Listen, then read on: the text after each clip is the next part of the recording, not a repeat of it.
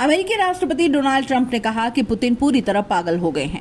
Trump ने यह बयान अपने social media platform truth social पर पोस्ट किया है।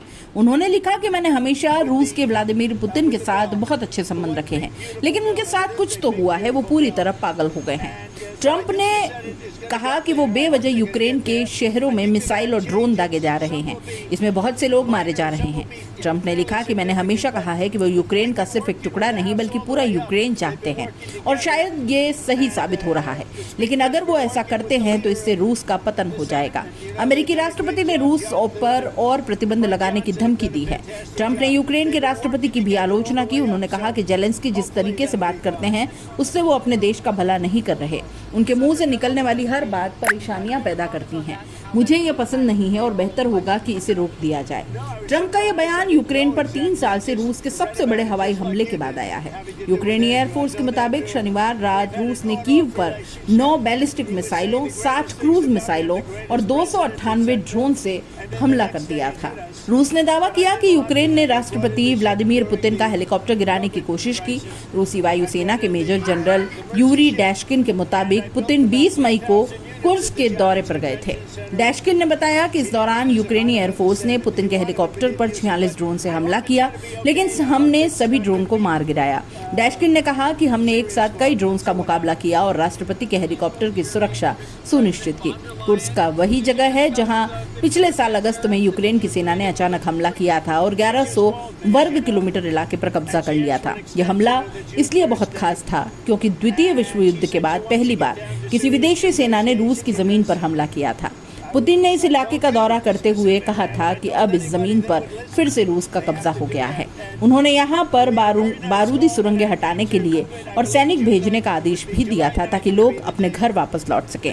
हालांकि यूक्रेन का कहना है कि उसकी सेना अब भी उस इलाके में डटी हुई है और लड़ाई जारी है। यूक्रेन के राष्ट्रपति जेलेंस्की ने कहा कि उनकी सेना कुर्स्क और बेलगोरोड जैसे इलाकों में रूस के खिलाफ अभियान चला रही है। रूस और यूक्रेन ने 24 मई को एक दूसरे के 307 कैदियों की अदला बदली की। यह 3 साल से जारी जंग में सबसे बड़ी कैदी की अदला बदली का हिस्सा है। शनिवार को हुए अदला बदली की जानकारी रूस के रक्षा मंत्रालय और यूक्रेन के राष्ट्रपति व्लादिमीर जेलेंस्की ने टेलीग्राम पर दी। जेलेंस्की ने लिखा कि कल और रिहाई होने की उम्मीद है। हमारा लक्ष्य हर एक यूक्रेनी को रूस के कैद से वापस लाना है। इससे पहले 23 मई को दोनों देशों ने 390 कैदियों को रिहा किया। 3 दिनों में दोनों पक्षों से 1,000 कैदियों को रिहा किया जाना है। अमेरिकी राष्ट्रपति डोनाल्ड ट्रंप ने कहा कि यह अदला बदली मॉस्को और कीव के बीच शांति समझौते की कोशिशों में नया चरण शुरू कर सकती है।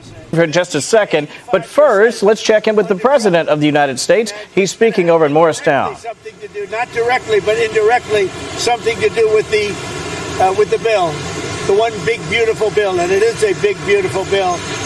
And so I think the Senate is going to get there. I hope they're going to get there. I think they're going to have changes. Some will be minor, and some will be, fairly significant. But we've been working with the House all the way up. They've been working together.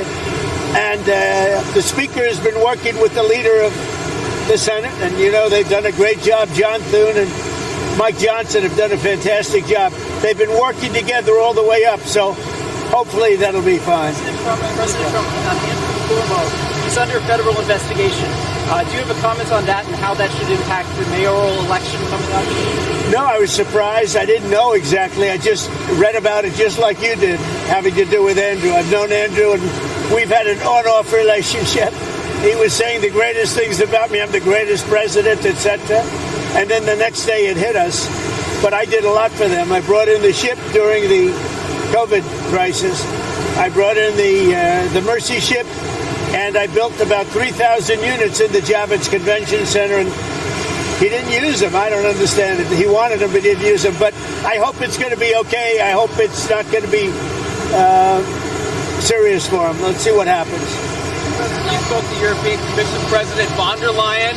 Did you discuss the 50% tariffs, and did you agree to release? She just called me, as you know, and she asked for an extension on the June 1st date.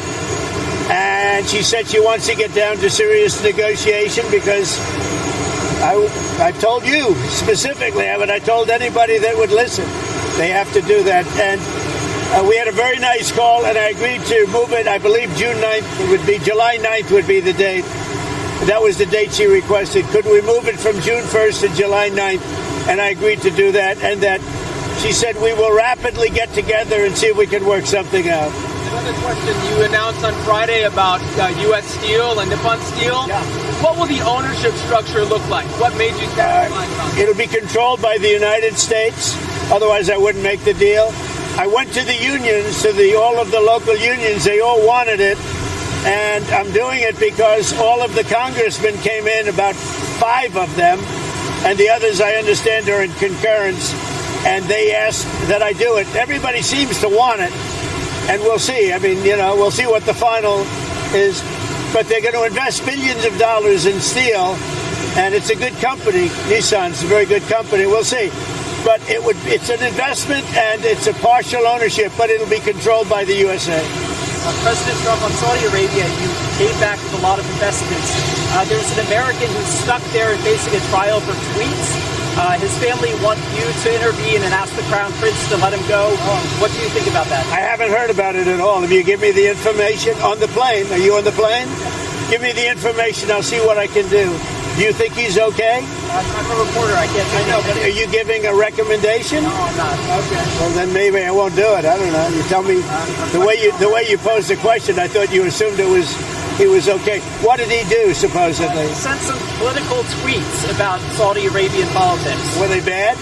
He said he approved of renaming a street in D.C. It was fairly innocent stuff by American standards. Let me take a look. President, can you provide us an update on Russia and Ukraine as well? Yeah, I'll give you an update. I'm not happy with what Putin's doing. He's killing a lot of people, and I don't know what the hell happened to Putin. I've known him a long time, always gotten along with him, but he's sending rockets into cities and killing people, and I don't like it at all, okay? We're in the middle of talking, and he's shooting rockets into Kiev and other cities. I don't like it at all. President, what do you want to do about And that? I'm surprised. I'm very surprised. We'll see what we're going to do. What am I going to tell you? You're the fake news, aren't you? You're totally fake. All right, any other questions? I don't like what Putin is doing, not even a little bit. He's killing people. And something happened to this guy, and I don't like it. And can I follow up on that? A Russian commander reportedly said that Putin was almost caught in the middle of a drone attack from Ukraine. So do you have any... I haven't heard that, but maybe that would be a reason. I don't know, but I have not heard that. President Trump, Secretary Hegseth's acting chief of staff is a Biden administration holdover who has said some very critical things about you and Vice President Vance. Did your thoughts on that? Who is the chief of staff? Britain Korea. I have no idea who he is, but if he did say that, I would recommend that we don't take him. I mean, if he did say something like that, I would recommend we don't take him. But let's see. I'll take a look. Korea, I'll check it out.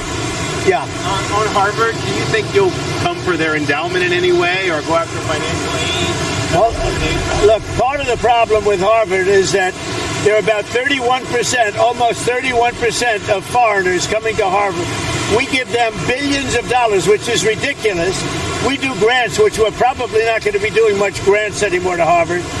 But they're 31%, but they refuse to tell us who the people are. We want to know who the people. Now, a lot of the foreign students we wouldn't have a problem with. I'm not going to have a problem with foreign students, but it shouldn't be 31%. It's too much because we have Americans that want to go there and to other places, and they can't go there because you have 31% foreign. Now, no foreign government contributes money to Harvard. We do. So why are they doing so many? Number one. Number two, we want a list of those foreign students, and we'll find out whether or not they're okay. Many will be okay, I assume.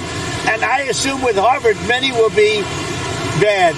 And then the other thing is they're very anti-Semitic. Everybody knows they're anti-Semitic, and that's got to stop immediately. President Trump, Secretary, are you in? New York Post. Oh, well, I like the New York Post. I like Keith Poole. Okay. Secretary... Now I'm going to be nicer to him. I didn't know he was with him. Go ahead. Secretary Bessent has said that we don't need to return textile manufacturing to the United States. How do you see, like, a lot of your reciprocal tariffs are pretty big on those low-income countries? I tend to agree. We're not looking to make sneakers and T-shirts. And we want to make military equipment. We want to make big things. We want to do the AI thing with the computers and the many many elements, but the textile, you know, I'm not looking to make T-shirts, to be honest. I'm not looking to make socks.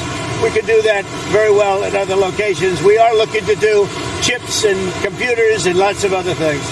And tanks and ships, meaning ships, yeah. You mentioned you were happy with the talks with Iran. Will there be another round of talks soon? Very soon. The Iran talks. I can't tell you what's going to happen tomorrow. I can tell you the Iran talks have been going very well. And you said you're unhappy. I'd love that to happen because I'd love to see no bombs dropped and a lot of people dead. I really would like to see that happen. And I think there's a good chance that it could happen. You mentioned you're unhappy with President Putin. You've talked before about putting more sanctions on Russia. Is that something you're considering more seriously? Absolutely. He's killing a lot of people. I don't know what's wrong with him. What the hell happened to him, right? He's killing a lot of people. I'm not happy about that. Go ahead. What else? Anything else? There was just a person arrested for attempting to plot in Israel to throw Molotov cocktails at a U.S. Embassy office in Tel Aviv. Yeah. The person also reportedly, who's a dual German-U.S. citizen, issued threats against your life. Against my life? Against your life, yes, sir. We've got a lot of them around. We've got a lot of sick people around. Thank you very much, everybody. Thank you.